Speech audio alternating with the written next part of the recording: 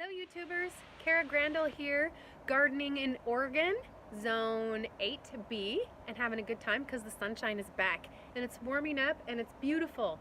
I wanted to start a challenge, and it's called a Plant with a Story challenge, and most of my favorite plant references that we end up talking about are ones that have a backstory. I can't believe how many backstories there are about seeds. So what is the challenge?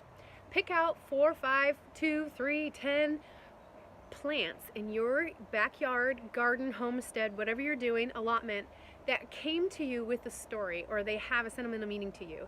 And I'll show you what I mean, because this is what I'm going to do right here to kick it off. So the reason I'm sitting here is because this particular bush behind me comes with a story. So do you recognize it? Do you recognize it? It's a hydrangea that hasn't bloomed out yet. And when I was growing up, my grandpa, who was a World War II vet, lived in Portland, and he was in these old houses that had these little postage stamp backyards, and theirs had high fences all the way around to protect from the view from the neighbors, and he had this beautiful covered patio and this koi pond and all of this magnificent garden, and he grew roses and competed and showed with them, so there was just all of this glorious beauty, and I was picking this love for beauty up from him, and I didn't even realize I was.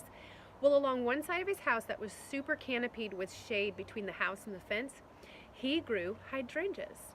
And my cousins and I, Naomi and Lisa, if you ever watch this, they would play with me in there, and I swear those blooms on those hydrangeas were like dinner plate size, and we would pick one or sometimes like 3 and put them together, and we would play wedding, you know, we'd dum dum dum dum dum, you know, like whatever the wedding march song is.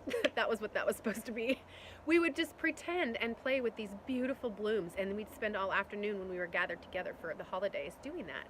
And so this is a plant that has a sentimental value, and I got one, and I tend to propagate the heck out of it and share it, and I just love doing that. So, and actually down here in the ground down here, one of the branches got buried in my topsoil mulch when I was remulching this last fall, and it's actually grown 2 new ones. So I'm going to actually pull those out of there and share them with my downline. I have a Garden Girls downline. You've seen some of their kiddos when we did the baby animal videos on here, and I'm looking forward to sharing the love. So my next plant with a story is this one. I've already been talking about dividing out my hostas, but this hosta came from a beloved dear woman in my life. Her name is Pat Seifert, and she's gonna kill me for saying her age, but she's headed into 80 or 80. She's in that zone, and she has a porch at her house. And we were talking one day, and one of the things that she'd been doing was she had a container garden that was like all hostas, like hosta, hosta, hosta, and every year she would just divide them out and get a new plant, and she created this like shaded oasis under the covered patio on her front porch. Totally beautiful. She gave me one plant about 4 years ago, and I just got around to dividing it out, and so I have like 6 plants now, and I'm just so excited. And so I associate my variegated hosta with Pat Seifert, so that's a story behind the plant. You know, they make you love them more. So along the same lines, a handful of years ago, when I was doing gardening, but I wasn't kind of being as intense as I am these days, since the Back to Eden wave hit me, I've been a little bit nutsy on this hobby. I feel a little cray-cray, and I'm going with it because it just brings joy, and it's beautiful.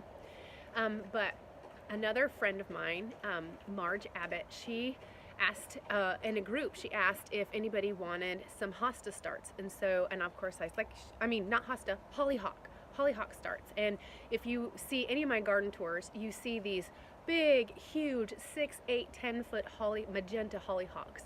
And I think in my weed video the other day, I was showing how one had dropped seeds all over, and they were in my regular garden space. Well, that is from my dear friend Marge Abbott, and I will associate magenta hollyhocks with this lady. And she just lives, I'm getting all, oh, I got the storyteller emotions going on. But she's one of those people that her life is one worth imitating. And so to have the reminders just is awesome. It's like the point of it, right? I think this has to do with a little bit of a potager. So like when you're sitting in your garden and you're sitting in the chair and you're looking over your beauty and all of the organization and hard work that you've done, you're also associating special people and special experiences with that. So my next one is really fun. I'm really excited to show you. So it is a seed pot right here. And of course, these are just zinnias. And you're like, what the heck, zinnias? But these are no ordinary zinnias. These are my critique partner, Savannah Kaiser's zinnias.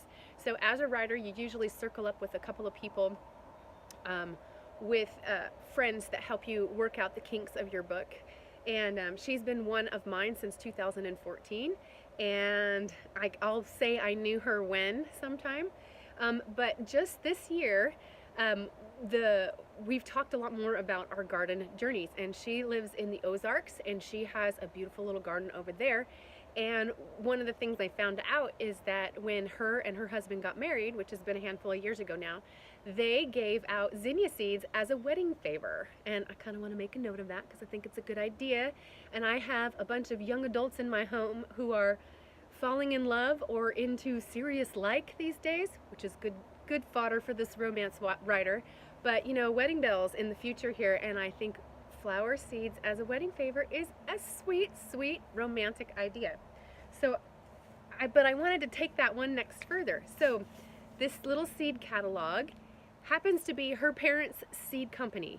So this friend, this critique partner that I have made friends with, grew up and helps run and operate a seed company, and we didn't know that when we first got started. So this is her. I knew her before this little one was even a blink in the picture. That's her husband and her parents. And so the White Harvest Seed Company is a family thing, and kind of a beautiful mission that they've got going on. Her parents have a huge garden that they let people from the community harvest out of, and all kinds of goodness.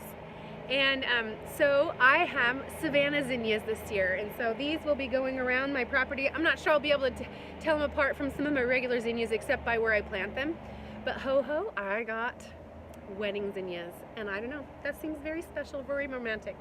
Stories, plants with a story, that's this challenge. How many can we do? We can go on all day, right? So my last one, I think it's my last one, is I just have this phlox start here because I didn't want to drag you around to the front yard where I just planted them, but I was talking about them the other day. So this phlox is special to me because I met a neighbor. Do you guys meet your neighbors? You know, we're a little bit rural, so it's a little bit spread out, and you can meet some neighbors if they're out and about, but sometimes it can actually be a little bit of a challenge. We've lived where we live for 17 years, and gosh, that sounds like a long time, doesn't it? And we have a road that we walk that's, even though we're out here in a rural, it's about a mile down and a mile back. So sometimes we're trying to meet the neighbors. And so one spring, I met my neighbor Diana when she was actually out working really hard to plant bulbs along the road where there was kind of some gravel mixed in, and it was just a real challenge. So I was just chit-chatting with her, met her, and man, was that in my favor. Because she is a master gardener. You should see her place. In fact, maybe this summer I'll make a note to go tour her little garden and ask her if I can do a video, because it's amazing. It's amazing times 10,000. And but since I reached out to her, she has been so generous. She has given me canna lilies and all this phlox, and she'll bring me, like she decorates for Halloween, she brought me her straw bales when she was all done, and just some knowledge that she did, and we've gone around and looked at things. She gave me some I believe it was her. She gave me some matchsticks, fire pokers, depending on where you're from. Different people call them different things. And so there's this generosity about her and knowledge, and she's my neighbor, and it just expands my world. And her husband is a retired fireman from a long time ago, and he's been more than willing to chat with my son, who's a 20-year-old who's up and coming. He's an F1 fireman and an EMT, and he's trying to, you know, get onto a permanent job, that kind of thing. And so it's just been one of those connections that's awesome. And so I'm starting to have this association with her in my yard when I look around different plants, and I'm like, Diana plant, Diana plant. And so there's all different ways the memories come in. You know, I have my bird friends, I have my mom, of course, we have tons of plant memories. But there's just some that rise to the top. So my challenge is for you to share the sentimental side of your storytelling in the garden type of experiences. And so I'm looking forward to it. I am going to challenge a few specific people, but I'm also going to try to post this in places where people who want to participate in challenges but haven't done it much yet or want to, they can find it too, because it's just the more the merrier. And these are going to be my favorite video, being the storyteller person that I am. So I want to challenge what Vivi did next in the UK, and I want to just tell you, Viv, you're on fire, girl. I think you're sweet. I love what you're trying to do over there. She's actually providing, she lives alone, and she's trying to provide enough groceries from her allotment that she can keep her cost of living down enough that she can work for herself and not go back to work for a big company or something. So I want to shout out to Erica's little Welsh garden. That girl has more energy than anybody I'm watching out there. She could run circles around me, and she has a couple of allotments and a backyard in the UK too. So it's totally, she's one you could actually learn from quite a bit. Tambra Dugger, she's brand new. She's still even learning how to use her technology and the video footage, and I'm just trying to encourage her not to give up. And Homegrown.garden, she's in the UK, and I think when I look at gardens, I think of a palette, like an artist palette, and this girl has an artist eye like you can't believe. And she has an allotment that's pretty established, and it's just beautiful.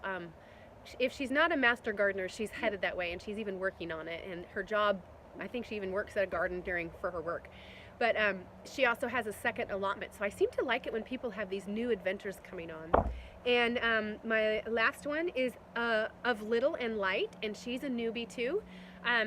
She and her husband are young, have a young baby, and they are getting ready to purchase a piece of property. They're living in apartments right now, or some kind of small living like that, where they have a back patio and that's it. So their videos are going to expand greatly in just a short amount of time here as they dig into this great big, comparatively, a great big piece of backyard, you know, big plot, and I'm excited to see what she does. And it's just simple and easy and clean. So those are my people that I'm tagging. And but please feel free to tell me your stories, and tell me your stories that are wrapped up in plants and history. And my grandpa Lynch, who inspired me to do this, and the roses and all of that stuff, he had this phrase that he said. He was a person who, even into his 90s, he was actually taking continued education classes online at colleges, and he was just this active learner and participator in life. And he had this thing he would say. He'd say, I'm a go-getter. And he goes, but he changed halfway through his life. He switched it up from being a go-getter to being a go-giver. And so I'll end on that with the idea of, oh gosh, I get this emotion thing. Go Grandpa Lynch. Let's be go-givers in our garden. You know, spread the wealth. Plant enough to share. Enjoy. Share your eggs. Share, you know, all the learning, all that stuff. And so I hope you like this challenge. Plants with a story. See ya.